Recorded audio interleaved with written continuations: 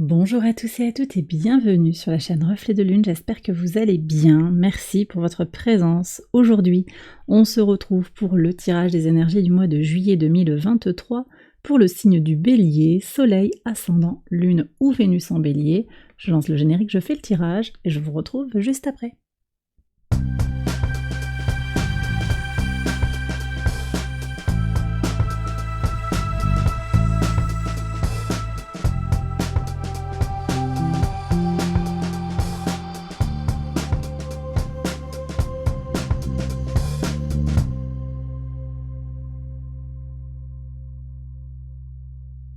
Alors on y va les béliers pour les interprétations pour ce mois de juillet. Votre arcane majeur, c'est la carte du jugement. Cette carte, elle vient nous parler de transformation, de prise de conscience, de clarification, un éclairage peut-être qui est porté sur votre mission de vie également. On est avec les énergies de Pluton qui vient résonner en marche rétrograde dans le signe du Capricorne, donc ça vient impacter par analogie dans la question qui concerne la mission de vie. Et puis on a pour certains aussi une page qui se tourne, donc des transformations, quelque chose de neuf peut-être qui va rentrer par ricochet dans votre vie. Vous aurez sur le mois d'août la roue de fortune, on en a parlé déjà dans le tirage des 6 prochains mois. Il y a des choses qui vont bouger, ça se prépare déjà sur ce mois de juillet. On va voir le message de l'oracle, les miracles, et avec la couleur chamuel, on vous dit, on vous parle de relations paisibles, quelque chose qui est très connecté dans le cœur. J'ai le sentiment qu'il y a quelque chose de très éthéré, très connecté au chakra du cœur, une compréhension plus claire des intentions, de la voix du cœur. Attendez-vous à des synchronicités, des messages de l'univers également. Alors on va prendre les messages du tarot, maison 1, votre état d'esprit, votre vitalité, votre caractère, votre positionnement pour ce mois de juillet, le pape, très bien.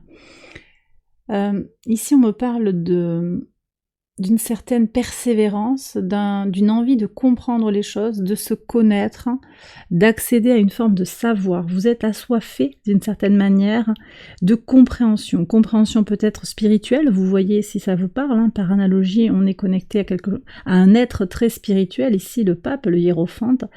Mais il y a aussi cette connaissance de soi, simplement dans une démarche de développement personnel. Et puis on est connecté aussi aux énergies du taureau, donc la persévérance pour avancer, pour affermir les choses dans sa relation à l'autre, dans une forme aussi de reconnaissance sociale. Je vais regarder ce qui se joue dans la maison 9 ici, qui nous parle de spiritualité, voir comment ça résonne. Oui, la justice, alors qu'il nous parle d'équilibre, un équilibre trouvé, retrouvé, un apaisement, des concrétisations. Alors Jupiter est en taureau, et donc ça vient marquer des choses dans tout ce qui est connecté au spirituel, des affermissements. En partie, il faut voir comment ça vient résonner complètement dans la maison qui est concernée par votre thème de naissance, mais Jupiter en taureau vient apporter une certaine énergie de façon générale d'expansion dans tout ce qui a trait à la connaissance, au spirituel, aux valeurs. Donc on est très connecté dans ça, mais à savoir que Jupiter, qui dirige cette maison en fait, est au sextile de Saturne jusqu'au 2 juillet, et c'est un aspect qui marque en fait, qui laisse des restes dans l'énergie sur le mois de juillet. On sent qu'il y a ce rééquilibrage entre le besoin d'évoluer, le besoin de comprendre les choses, de les stabiliser dans votre intériorité. Donc Jupiter, le principe d'expansion, Saturne, le principe de solidification. On retrouve ça dans la carte de la justice, et pour vous, ça se manifeste effectivement dans une dimension quand même spirituelle, donc quelque chose qui, vous prenez bien sûr, vous savez, si ça vous parle, mais quelque chose qui s'équilibre dans votre quête de sens de la vie. Voilà. Donc une quête en soi, une quête aussi à l'extérieur de soi. Il y a tout un ensemble de choses qui viennent là. Je vais regarder aussi ce qu'il y a sur les connaissances et les apprentissages, l'engagement à l'autre. On va regarder la maison 3 qui va nous parler des apprentissages aussi. Et là également, hein, ça parle ici de pensée complexe, d'études après le bac. Il y a quelque chose de toute façon qui est très posé, très harmonieux, qui va vous permettre, je pense, d'avancer aussi. Hein. Oui, et puis on a le roi de denier sur la maison 3, donc effectivement, si vous avez prévu d'engager, de vous lancer sur des formations, c'est très soutenu sur ce mois de juillet. De vous former ou de vous informer sur du potentiel, les formations potentielles.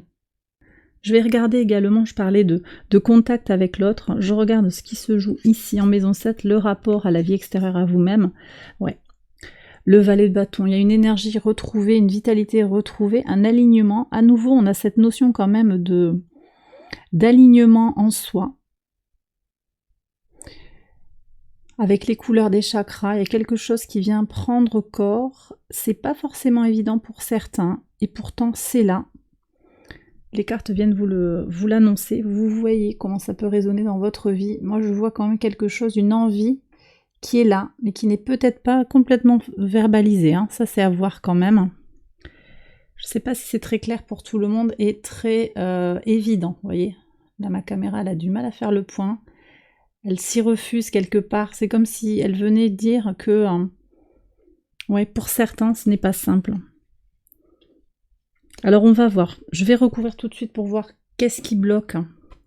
Parce que je sens qu'il y a quand même une difficulté à repartir, à rebondir. Et c'est ça aussi, hein, la transformation. Peut-être que pour certains, c'est difficile de se dire qu'on recommence, qu'on repart, nouveau job, nouvelle responsabilité, nouveau rapport à l'autre. Alors, qu'est-ce qu'on a ici? Le 6 de denier, qui parle du principe du donner et du recevoir, et le 2 de denier. Donc, c'est l'idée de jongler. Ouais, c'est pas simple. Je pense que ça questionne, hein, ça vient remuer des choses. Ça vient remuer des choses en vous, en fait. Hein. Je crois que c'est ça que vient dire le message ici. Mais sachez qu'il y a ce potentiel, en fait, de vibration juste en vous, d'alignement, de compréhension. Donc, on a effectivement du potentiel pour un nouveau départ dans une relation, peut-être après un conflit dans une union, ça va parler vraiment du sentimental, du relationnel, ça peut être avec un ami, un partenaire, dans l'entreprise. En tout cas, c'est à l'extérieur de vous-même. Moi, je pense qu'il y a réparation, du potentiel pour une réparation, mais peut-être que c'est difficile pour vous d'être dans le donner et le recevoir, pour le moment. Je vous laisse goûter ça, le faire tourner en vous, voir si ça résonne, si c'est ok ou pas. Peut-être que c'est pas pour vous aussi. Hein. Prenez avec discernement, vous le savez. On va continuer par ricochet à regarder ce qui se joue plus dans la vie sentimentale à proprement parler, maison 5. Alors là, c'est pas évident. Ouais. Il y a des conflits, il y a des tensions. C'est peut-être ça aussi. Hein. Là, peut-être on a du mal à pardonner quelque chose dans le couple. Hein. Dans la relation sentimentale. Une difficulté aussi à rencontrer des personnes fiables, à rencontrer des personnes avec, voilà, qui ont envie de construire quelque chose qui serait un peu dans votre ligne. Je termine toujours, j'étais en train de regarder ce qui se passe avec les autres, hein, et on va regarder la maison 11 aussi qui nous parle de la communauté. L'énergie de force vitale. Bon là, il y a quand même quelque chose de très puissant qui revient en résonance avec le pape. Vous vous sentez connecté à une famille d'âmes. Moi, je pense qu'il y a ça vraiment qui est très prégnant. Et c'est vrai que peut-être dans vos préoccupations du quotidien, tout n'est pas satisfaisant. Et c'est pas forcément quelque chose que je vous vois pour juillet. C'est peut-être là, au moment où vous regardez la vidéo, vous sentez que c'est pas aligné. Et en même temps, on va voir ce qui vient derrière. Mais il y a quelque chose à aller chercher au-delà de votre quotidien, au-delà de l'immédiateté autour de vous, et d'aller chercher plus loin, dans quelque chose de plus universel. C'est aussi ce que vous indique la justice, comme ça, en maison 9, et ce valet de bâton en maison 7. Je vais prendre une carte là sur le 7 de bâton. C'est pas facile, hein. Patience. Bon, vous prenez patience et vous vous centrez, vous voyez, on revient sur cette notion de spiritualité avec le Sagittaire. Vous vous centrez sur vous-même, hein, sur votre complexité aussi, hein, votre dualité intérieure. Je pense qu'il y a aussi cette idée de mieux s'accepter, de guérir des choses de l'enfant intérieur pour se projeter avec persévérance, avec volonté face à des choses qui auront été insincères, difficiles à accepter sur le plan sur le plan d'une trahison. Alors peut-être, on va voir ce qu'il y a en maison 4, mais sur une trahison de vous en tant qu'enfant, il y a une blessure peut-être, une blessure de trahison, une blessure d'abandon, ou peut-être plus récemment dans une relation sentimentale. Qu'est-ce que vous avez en maison 4 ? Les amoureux. Bon, il y a quelque chose qui se joue dans le couple là, je pense, avec potentiellement des décisions à prendre sur la période.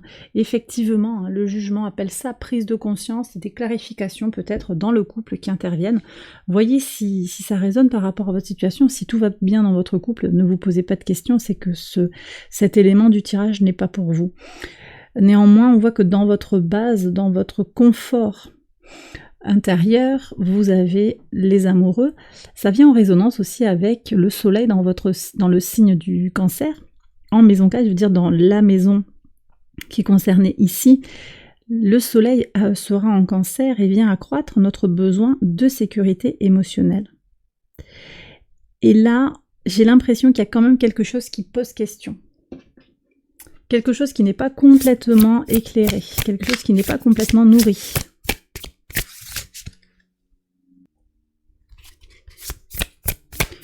On va prendre un message supplémentaire. Ouais, trahison. Attente. J'ai l'impression que vous attendez après quelqu'un peut-être qui n'est pas disponible aussi. Hein. Alors ça peut venir en résonance avec un parent qui a été absent, ça peut venir en résonance avec un trauma, quelque chose du passé qui vous met le doute en fait sur la fiabilité. Et pourtant, avec ce pendu, je pense que vous allez comprendre effectivement, en changeant de perspective sur une situation, mieux comprendre, et peut-être avec les amoureux aussi, c'est la notion de choix qui apparaît. Faire le choix de rester dans l'idée de ressasser les difficultés, à vous lamenter. Alors vous prenez avec des pincettes, vous savez, mais voilà, rester dans cette espèce de marasme, on se dit de toute façon, voilà, c'est comme ça, regarde, j'enchaîne, les relations peu satisfaisantes, c'est ma destinée de faire comme ci, comme ça. Voilà, vous avez le choix aussi de forcer un mouvement ailleurs. Il ne s'agit pas de... Vous avez votre libre arbitre en fait, il n'y a rien qui vous est interdit, vraiment. Soyez-en certains. Ayez confiance et faites les choix, bons ou mauvais, mais faites les choix qui vous semblent bons au moment où vous les faites. Et puis après, il y a aussi à apprendre, à retrouver du sens dans les choses, à comprendre. Voilà ce que je ressens sur ce tirage. Alors peut-être des énergies un peu... sur le mois de juillet, on a peut-être envie d'un peu plus de fun, quoi, mais en même temps, c'est là. Donc peut-être que vous aurez des expériences qui vont vous éclairer sur toute cette portion de ce que vous pensez mériter ou ce que vous croyez, qui n'avance pas. Mais je vous dirais, c'est quand même assez général de sentir que tout n'avance pas comme vous le désirez. La promesse de Jupiter qui est rentrée en Taureau était très énergique, et puis on se rend compte qu'il y a un carré à Vénus, qu'il y a un sextile à Saturne, qui font que finalement ça temporise un petit peu, et pour le meilleur, hein, ça temporise un petit peu les ardeurs de Jupiter pour une croissance, une évolution positive plus forte finalement, plus ancrée. Donc les choses, elles évoluent petit à petit. Ne doutez pas du fait que les choses évoluent pour le meilleur. Ok ? Je continue le tirage. J'ai pas commencé par la maison 2, on va quand même la regarder cette maison 2 parce qu'elle est importante, elle vient parler de vos ressources, qu'elles soient matérielles ou immatérielles. Donc c'est l'argent bien sûr, mais c'est votre corps aussi, votre physique, votre psyché également. 4 de coupe. Ouais, vous avez besoin quand même de vous préserver. Hein. Je ne sais pas ce que vous traversez là quand même, mais on sent que ce mois de juillet, vous allez avoir besoin de toute votre énergie pour absorber cette prise de conscience qui est là, cette révélation qui vient à vous, et puis vous reposer parce que vous en avez besoin. Je vais demander une carte supplémentaire sur ce 4 de coupe. Ouais, tout à l'heure, ça m'est venu là. J'ai des gens qui regrettent, qui pensent avoir fait une erreur. Je l'ai quitté, je l'ai trompé, j'ai fait une erreur, je me suis plantée. C'est ce que certains se disent, hein, c'est très spécifique, mais voilà, j'ai quelqu'un qui se dit ça, et effectivement, il y a cette nostalgie qui vous prend des ressources. C'est une énergie qui vous aspire vers le passé, et qui vous empêche d'avancer.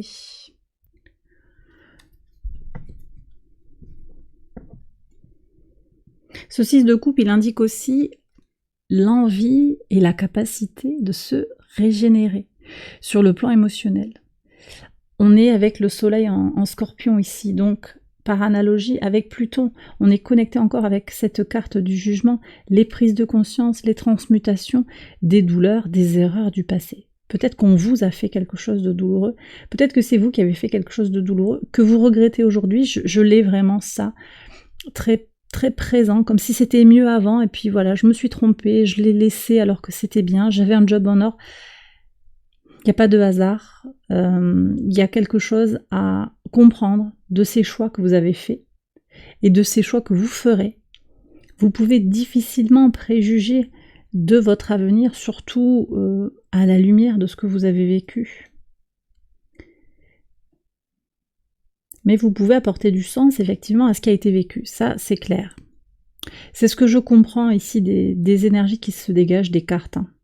On va regarder ce que vous avez en maison 6, le quotidien, la routine, la santé. Bon, il y a vraiment des choix, effectivement, même au quotidien, à réaliser pour ne pas perdre du temps, de l'énergie sur un sujet, un problème. Vraiment, prenez le temps nécessaire pour prendre les décisions qui s'imposent. Il y a du tri à faire, j'ai l'impression, peut-être du ménage dans votre environnement, peut-être dans le foyer, quelque chose à transformer. Hein. Pour moi, il y a quelque chose à libérer jour après jour et en vous-même peut-être, hein, ou dans votre foyer.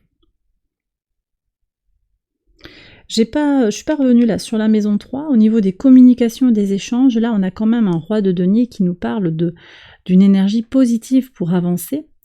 Le soleil rentre en Lion au trigone de votre signe à partir du 23 juillet, ça va être un temps particulièrement favorable pour vous les béliers, pour accroître votre confiance dans la projection de vie, dans l'expression de votre créativité.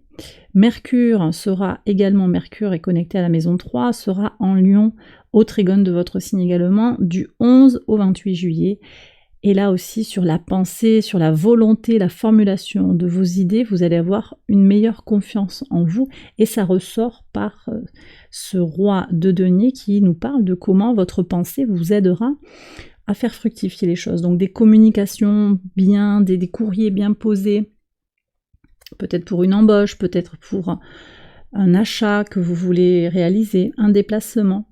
Les contacts avec les frères et sœurs prennent sens. Quelque chose vient toucher de façon concrète et réelle. Il y a vraiment du positif dans les relations avec les autres qui arrivent là.